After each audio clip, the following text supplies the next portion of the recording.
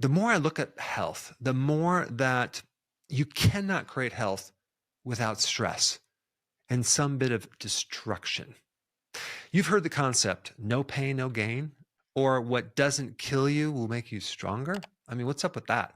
So today I'm going to do a little bit of a deep dive into this term hormesis. Now, what is this term hormesis? What does that mean? It's a term to describe two things that might oppose each other in outcome. And I'm going to give a lot of examples, but I think we all know that when we exercise, we're creating destruction in our cells. And then the outcome of that is something that's stronger, it's healthier, it's more fit. So hormesis is really about a controlled dose of stress.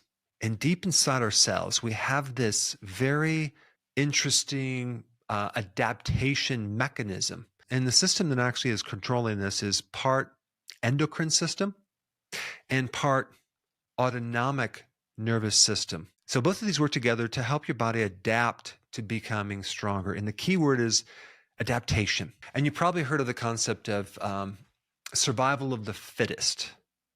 It should be called survival of those who can adapt the best. So with hormesis, you can adapt from various stresses: radiation, exercise stress, cold stress, heat stress like sauna, things like that. Also, reducing your oxygen and increasing your CO2 can create a hormetic effect. And even various plant chemicals, a lot of different insecticides, pesticides, and even fungicides. Of course, they're in very, very low doses because they're meant to kill these small little insects. But when we consume them, we're creating a hormetic effect. So let's just take, for example, sulforaphane, like in broccoli sprouts or radish sprouts. What it does is it triggers certain proteins, certain chemical pathways. One protein that it triggers is called a heat shock protein that activates certain things that allow us to strengthen our detoxification enzymes. So here we are exposed to a small dose of a poison that strengthens our own ability to get rid of poisons. In our liver, we have these enzyme systems called phase 1, phase 2 detoxification, where we can take a poison and turn it into a harmless particle. Well, guess what triggers that system? This sulforaphane, this poison. You're causing all these different enzymes and proteins to then rebuild and repair. And so the rebuilding and repair mechanism won't occur until you trigger it. So in other words, exercise induces microinflammation that then allows our bodies to get rid of inflammation. And then we get into this wild concept of starving our bodies, right? We call that fasting. And all of a sudden, all of these amazing things occur. Our brain cells start growing more, our mitochondria starts increasing in number, our immune system gets regenerated from new stem cells. Deep in our genes, from years of adaptation, the different mechanisms that were strengthened and created to counter starvation so we could survive. Because when you think about it, starvation can kill you if you go on too long. But short term, it's amazing. Same thing with exercise, right? You can overtrain to the point where you're completely dead, right?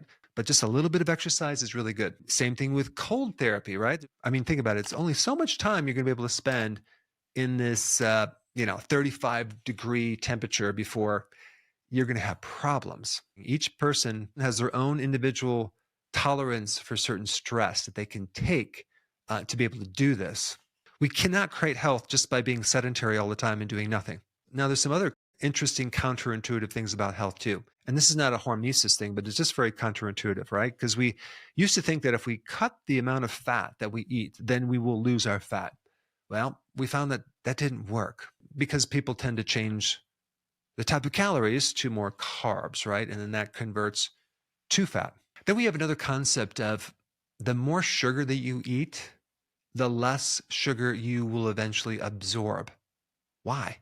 Because your body develops this adaptation, this resistance against it. It's called insulin resistance. It's like a protective mechanism. Our blood only really has about a teaspoon of sugar in it to be normal. The average person consumes a lot of sugar, so we're dumping all the sugar, and this is not normal. So our body protects itself with insulin resistance to the point where now you can't really absorb sugar that well.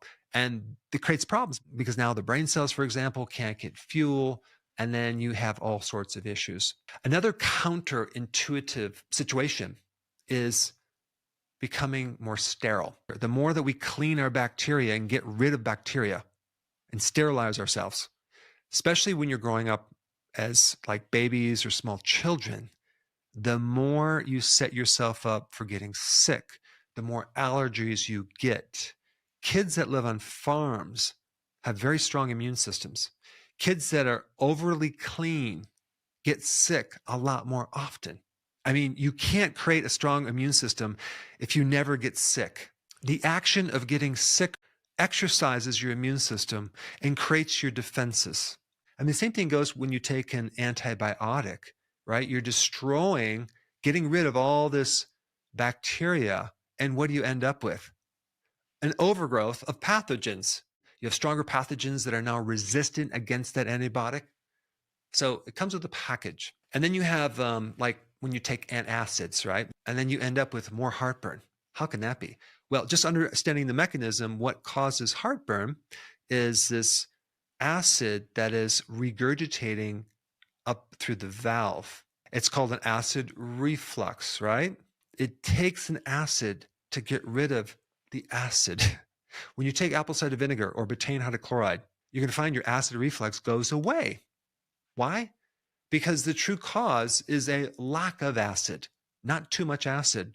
When you don't have enough acid in your stomach, the valve doesn't close. Here's another one. This is interesting. When you don't expose yourself to the sun, you put yourself more at risk for getting certain types of cancer.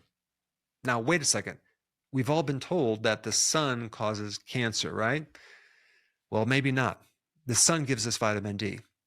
A vitamin D deficiency really can set you up for cancer because it lowers the immune system. We need the vitamin D desperately for every single part of our immune system. Here's another one that's interesting. The more dieting that you do in your lifetime, the more weight you're going to gain. And that's really a truth.